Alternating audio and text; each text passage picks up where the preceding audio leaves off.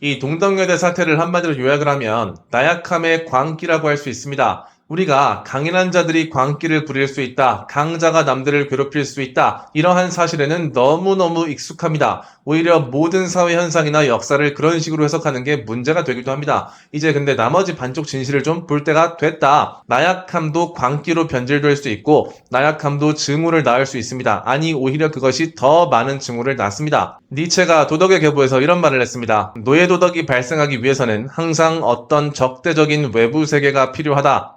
따라서 그것의 행동은 근본적으로 반작용이다. 그러니까 노예적인 정신이 존재하기 위해서는 반드시 주인이라는 사람이 필요하다는 거예요. 그래서 내가 그 주인을 미워함으로써 나의 살아있음을 느끼는 거. 그렇기 때문에 자기가 존재하기 위해서는 반드시 적이 필요합니다. 누군가가 내가 미워할 대상이 있어야 돼요. 자, 이게 왜 이렇게 치명적인 문제냐면은 끊임없이 이 사회에서 미움을 재생산하게 된다. 이 나약함이라는 힘, 이 노예정신이라는 이 정신이 그런 증오를 끊임없이 양산을 한다. 그래야지만 자기가 존재할 수 있기 때문에 이게 정말 사회의 암적인 바이러스라고 볼 수가 있습니다. 우리가 요즘에 강자는 악이고 약자는 선이다 이런 말도 안 되는 사상에 빠져 있습니다. 내가 그렇지 않다라고 생각을 해도 나의 무의식은 그것에 젖어들고 있습니다. 어느 정도인지 그 정도만 차이가 있을 뿐이지 다 같이 거기로 가고 있는데 이게 정말 심각한 문제로 인식을 해야 되고 이 동덕여대 사태를 보면서 이것을 꼭 떠올릴 수 있어야 됩니다. 이 노예의 정신을 가진 사람들, 나는 세상에 종속되어 있고 남들은 나한테 피해만 끼치고 차별을 해 이런 식의 정신을 가진 사람들은 이런 특성을 갖습니다. 그는 우선 사악한 적, 즉 악인을 생각해내고 이것을 기본 개념으로 하여 그 다음에 그것과 대조되는 상으로서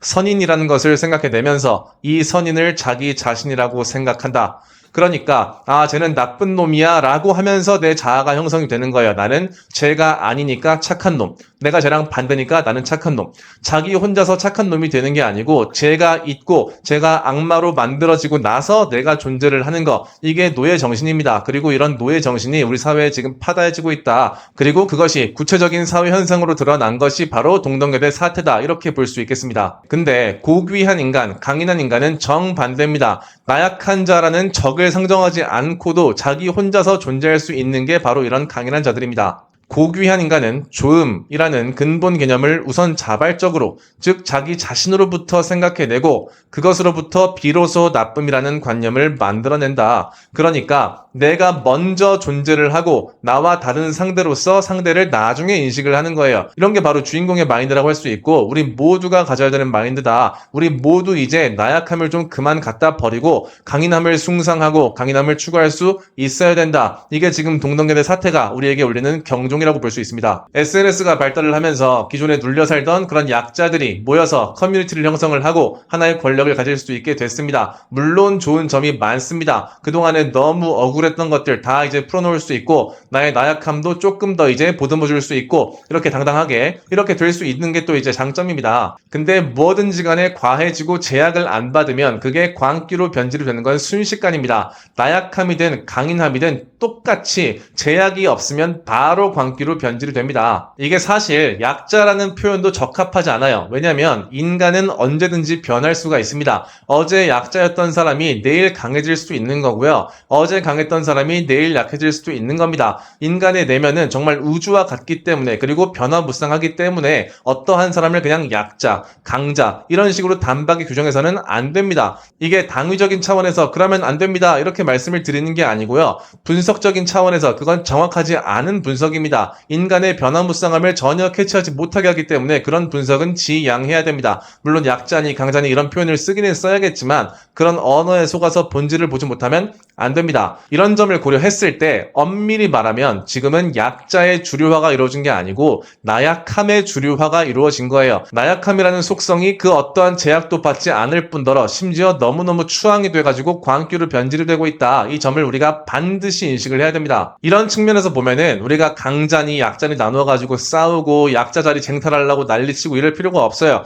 모두의 내면에 강인함과 나약함이 다 있어요. 어떤 사람이 특정한 시기에 굉장히 나약할 수 있지만 거기서 벗어날 수도 있는 겁니다. 그리고 우리 모두 그것을 추구해야 되는 게 당연한 거예요. 왜냐면 강인함이든 나약함이든 둘 다 광기로 변질될 수 있어요. 근데 나약함에는 창조 능력이 없습니다. 강인함에만 창조 능력이 있어요. 나약함의 상태를 극복하는 과정에서 강인함을 얻어가고 그 과정에서 세상이 창조되고 서로 도와주고 이렇게 할 수 있는 겁니다. 강인하면은 부작용이 있지만 창조의 힘이 있기 때문에 어차피 나약하면 그 역할을 못하기 때문에 우리는 강인함을 키워나가고 숭상을 해야 됩니다. 근데 지금 근 10년이 다 되도록 나약함만 숭상하고 앉아있고 나약한 자가 신이고 이런 식의 사태가 너무 오래 지속이 되고 있는 게 정말 이제는 바꿔야 된다 이렇게 말씀을 드리겠습니다. 나약함의 세력화까지는 사실 자연스럽게 벌어진 일입니다. SNS를 통해서 이제 모이게 됐으니까 한번 이제 그럴 수가 있는 겁니다. 근데 이것을 너무 불필요하게 많이 증폭시키고 자기의 권력 쟁취를 위해서 이용한 사람들이 있죠. 운동권 좌파들입니다. 이 사람들 정말 심각한 잘못을 저지르고 있다. 아직까지도 폭주를 하고 있는데 이거 이제 진짜 막아야 된다 이렇게 말씀을 드립니다. 이 사람들이 문제가 뭐냐면은 아직도 군사정권 시절에 정신이 머물러 있어요. 그래가지고 상대방을 순식간에 적으로 군부 독재하는 적으로 규정을 한 다음에 짱돌을 던집니다.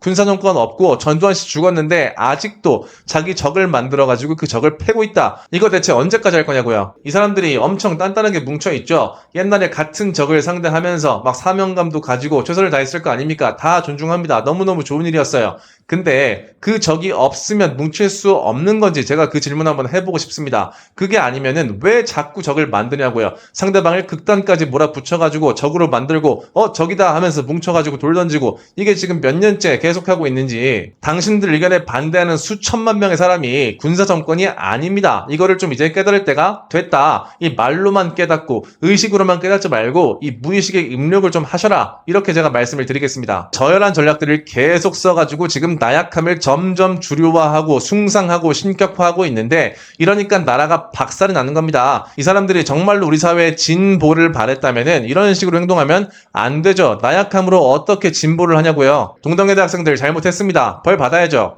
근데 저는 그 여자애들이 큰 잘못했다고 생각이 안 들어요, 사실. 왜냐면은 그 여자애들이 8년 전에 문재인 정권이 이제 슬슬 들어왔을 때 몇 살이었습니까? 초등학생이나 중학생이었어요. 그때부터 내내 피해의식을 주입받고 넌 차별받았다, 넌 당하고 있다 이런 거 무의식으로 주입받는데 걔네들이 그런 문화적인 토양에서 얼마나 멋지게 크겠냐고요. 지금 그렇게 정상적으로 자랄 수 있는 환경이 아니었고 그런 환경은 리더들이 만들었다. 소위 리더를 자처하는 사람들이 걔네들의 정신을 망가뜨린 것이기 때문에 그들이 책임을 져야 됩니다. 이 SNS의 발달이라는 게 사실 공간의 축소를 의미를 하죠. 옛날에 이제 한 방에 4명이서 그냥 오손도손 살았다면은 이 좁은 방에 이제 1000명이 살게 됐습니다. 사람들이 엄청나게 연결이 됐어요. 이거는 뭐 이제 철도나 비행기의 발달을 넘어서는 엄청난 공간의 혁신이라고 봅니다. 이렇게 되면은 당연히 처음에는 표현의 자유가 좀 위축이 됩니다. 왜냐면 아니 우리 가족이 생각하는 정상은 이건데 아니야 우리 가족이 정상인데 이런 식으로 이 주류가 무엇인지에 대해서 다시 한번 논의를 할 수밖에 없어요. 그러면 그런 과정에서 너무 예민한 논쟁을 해야 되니까 서로 좀 말조심도 하고 이렇게 그런 기간이 뭐 있을 수가 있는 겁니다. 근데 지금 한 10년 가까이 됐다고요. 그런 과정이 이제 SNS에 다 적응했고 우리 이게 어떻게 써야 되는 건지 다 알지 않습니까? 이런 상황이 됐으면은 이제 표현의 자유를 좀 다시 되살려야 됩니다. 중요한 얘기들 좀 할 수 있어야 되는 것이고 서로 배려를 하되 진실된 얘기를 좀 터놓고 할 수 있어야죠. 근데 그것을 지금 꽉 틀어막고 공론장을 무슨 시위를 하듯이 점거를 해버려가지고 무슨 말을 할 수가 없게 돼 있어요. 금기가 3,500개 되는 것 같아요. 이런 상황에서 무슨 중요한 논의를 할 것이며 사회 발전을 어떻게 논합니까? 당신들이 가자는 대로 가는 게 진보가 맞나요? 그걸 어떻게 믿어요? 이 표현의 자유가 박살이 나고 있는 데는 두 가지 세력이 지금 작업을 하고 있습니다. 첫 번째는 나약한 자들, 아니 엄밀히 말하면 나약함이라는 속성에 휩싸여서 주체가 안 되는 자들이죠. 이 동덕여대 학생들 중에 일부 상당수라고 저는 봅니다. 이런 케이스가 해당이 되고요. 두 번째는 그 나약함을 이용하는 뱀 같은 자들입니다. 이 운동권 좌파에 그런 사람들이 많죠. 이 사람들은 약하진 않아요. 약하진 않은데 나약함이라는 속성에서 증오를 이끌어내가지고 그것으로 자기들이 권력을 쟁취하려고 하고 있다.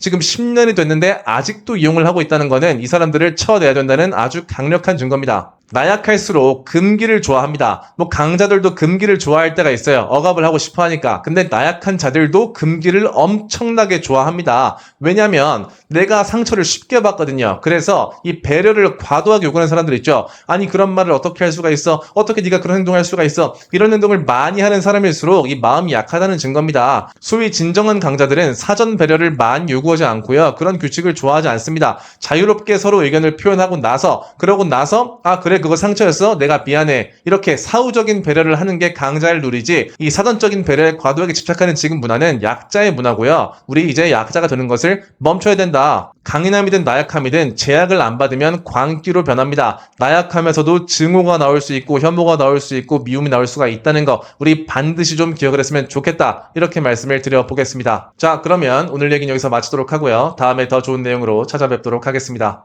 감사합니다.